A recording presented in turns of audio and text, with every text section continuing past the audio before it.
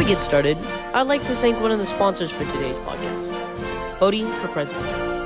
This Friday, April 17th, voting opens for the 2026 to 2027 PCS class president. There are a variety of interesting and talented candidates, though our endorsement goes to Bodhi Partland. Bodhi has shown both incredible leadership skills and experience as a two-time member of our Spirit Committee, varsity volleyball captain, and mock trial leader. His role responsibilities in Spirit were numerous, and yet he still found time to rise above this and work one-on-one with Mr. Geyer and Mr. Ramirez. Bodhi is a candidate for change. He vows to improve student and admin communication, bring funding to our sports program, and create a school culture we can all be proud of. And for these reasons, we think Bodhi should be president. Thank you, Bodhi.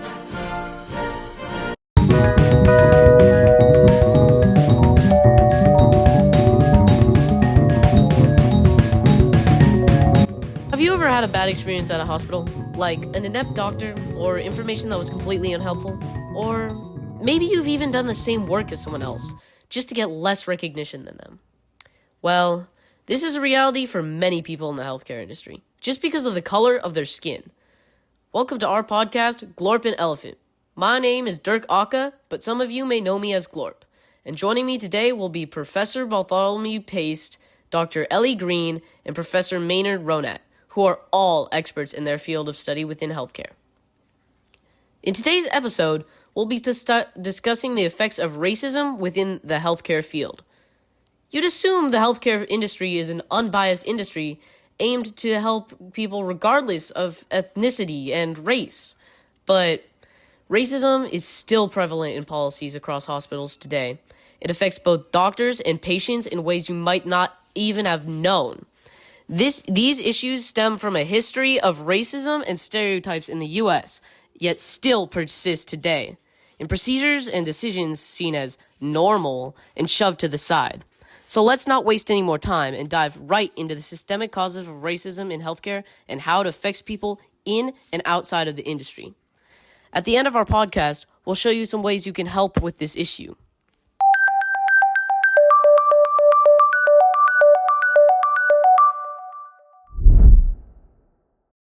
The first person I'll be interviewing today is Dr. Eli Green.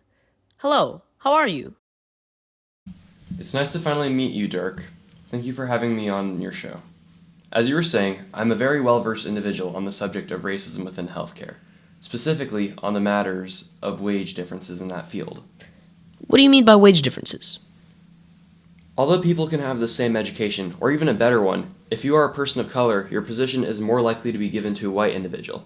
And even if you would be given that position, you'll probably have much worse payment than that of a white individual, as well as worse treatment. As this suggests, there is a major wage gap creating problems in the healthcare industry. So you're saying some people get paid more than others in the medical field? As I stated, it is a matter of people who deserve better treatment and payment not getting these things because other people, white people, are also applying for these positions and are getting them, despite in many cases being less qualified than colored people who also apply for these positions. Could you give an example of this? Good question. An example of this is how a black woman was denied a promotion due to her race. The position was then given to an individual of the other race. She said this as her statement: "I was passed over for a promotion to someone of the other race, even though I had more experience, denied pay increase or compensation for taking on extra duties." Wow. So this is a common issue? There, in fact, are a lot of statistics for this field. When we look at them, we can see that from a study done by PMC, PubMed Central, white people made up 72% of physicians and black people made up 6.2%. That's such a low level of diversity. However, it doesn't stop there. We can see that when it comes to the jobs, advanced practitioner, APRN, and RN, it is a majority white, consisting of 77% or more, whereas the highest percentage of black workers in those fields was at the highest, 11.6%. Really? Are there any other positions that have a higher percentage of members of the BIPOC community?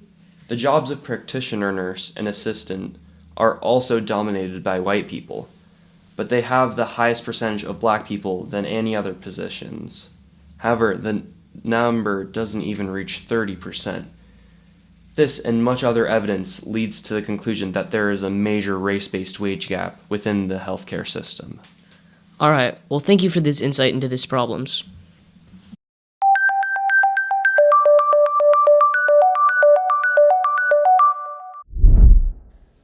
Have you ever gone to the hospital and hesitated because of how expensive it might be? Yeah, honestly, I think a lot of people have. Thanks for having me, by the way. So basically, when we talk about healthcare accessibility, we're talking about how easy it is for people to get the medical care that they need. And for a lot of people across the US, it's really difficult for them. What makes it so hard? The biggest thing is probably just the cost. Because in the US, even if you have insurance, it can still be thousands of dollars for simple treatments. And if you don't have insurance, it's a whole another story with huge minefields everywhere. So people end up not going to the doctor unless it's something extremely urgent or super serious. So people just wait it out? Yeah, pretty much. And it ends up making stuff a lot worse because something small can turn into a lot bigger of a problem without getting any care. So it can end up becoming way more expensive than it would have been. Is it just about the money? Well, money's a big part, but it's not only money. There's also stuff like the inequality. Some groups of people just have a harder time getting health care. What do you mean by that? For example, race can play a big role in it, but not in a biological way. It's more about how the system treats people differently. Even though race isn't really biological, it still affects real life because of how politics and society are set up. So it still has real effects. Yes, exactly. Some groups are less likely to get treated as quickly or as well. They might not get the same level of care, and over time that can lead to significantly worse health outcomes for everyone. Are there any other issues? Yeah. Location is another one. If you live somewhere rural where there aren't many hospitals, it's just harder to get care. You might have to travel very far just to see a doctor. Wow, I didn't realize it was this complicated.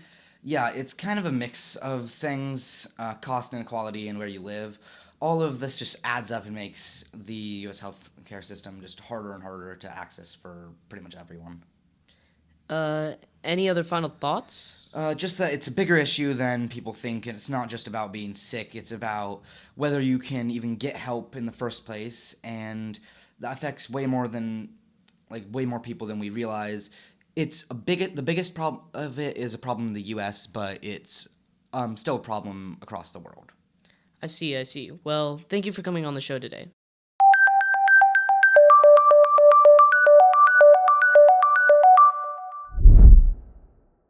I'd like to thank the second sponsor for today's podcast, the Salad Bowl. Lettuce and kale have been talking about some very interesting matters regarding gender and pay gaps recently. So go make sure to check out their podcast right after ours.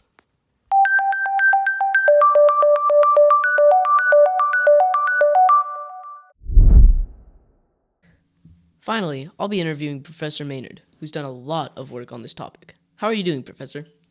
Hello, thanks for having me. I'm Professor Maynard Ronat, and I'm here to talk about the systemically racist practices of physicians. What do you mean by that? Well, the thing is, a lot of the times, the actions that doctors take in response to certain symptoms you may be showing are actually heavily influenced by race. This is because there's a lot of stereotypes when it comes to what diseases someone might get due to their race. I see. So, how does this relate to systemic racism? Well, in the medical field, there's a huge use of these things called algorithms, which help doctors to decide what action to take based off of the symptoms a patient may be showing. However, a lot of these algorithms actually have certain factors for race. Are these widely used by doctors? Yes, they are. In CNN's article, use of race and ethnicity is sometimes harmful in medical research, says New Report by Khan Ozkan, It was said that an African-American patient, Jasmine Evans, didn't receive her vital kidney transplant until 4 years after she was supposed to get it, and even then she was only put on the list of kidney transplants. Wow. This is because of an equation used called EGFR that, it helped to determine how at-risk patients are for kidney disease. But it turns out it actually had a factor in it for race, despite there being no connection between race and kidney function. Also, in the article Dissecting Racial Bias in an Algorithm Used to Manage the Health of Populations by Obermeyer et al., one of these equations had a factor for healthcare cost in determining if patients have a certain disease. Since African-American patients spend less money on average, which is due to the insanely high cost of healthcare, by the way, it was incorrectly assumed that black people tended to get the disease less than white people, which was completely false and resulted in a ton of missed cases. Wow. Were these later corrected? I mean, I feel like something this big shouldn't go unnoticed for so long. Well, the algorithm used to determine the health cost, that one was later fixed. But there's still a ton of these algorithms that are still around today. Are these algorithms only in place where you can find systemic racism, or are there other places? Unfortunately, there's more. There's a disease called sickle cell disease that prevents against malaria but also results in painful blood clots. And when going through medical school, most doctors learn that this disease is especially prevalent in African Americans. And it's true that African Americans get this disease, but people from Europe and Asia and South America, they're just as likely to get it. But because of this, this conception, this stereotype that African Americans get it the most, there's a bunch of undiagnosed cases of sickle cell disease simply because of race. Wow. How has all this misinformation and these stereotypes still not been caught yet? I mean, this seems like a huge issue. Well, some of it is due to just individual bias, especially against people of color, both for physicians and patients. However, a lot of it is systemic racism, mainly in the education that people get during medical school. Along with this, the information in textbooks and academic sources will sometimes use outdated sources that have this misinformation in them, which only fuels the racism. I see. So, how do you think people can help out on this issue? Well, some ways that people could help include advocating for BIPOC rights to equal healthcare, talking to medical leaders and first responder representatives about diversity in the workforce, and even just bringing awareness to this topic. Anything will help. Well, thank you for talking about that, and thanks for coming on the episode today. Yeah, of course. It's my pleasure.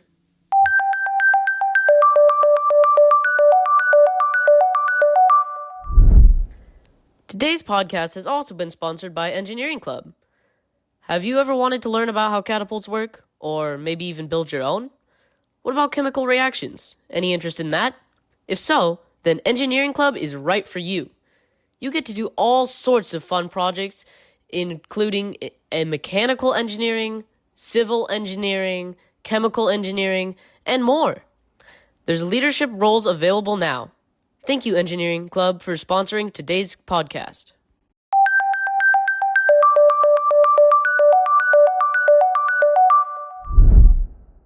All right, everyone. So we heard people can experience systemic racism in the healthcare industry through how they are paid, their accessibility to treatment, and how they are treated by doctors. But for now, that's all the experts I had time to interview for today. Tune in next week to hear about systemic racism within our education. Don't forget to subscribe to our podcast so you don't miss out on any important interviews, information, or topics like the ones we covered today. And remember, if you want to help to support the fight against racism, please go to naacp.org. Again, that's naacp.org. And donate however much you can. A little goes a long way. Goodbye.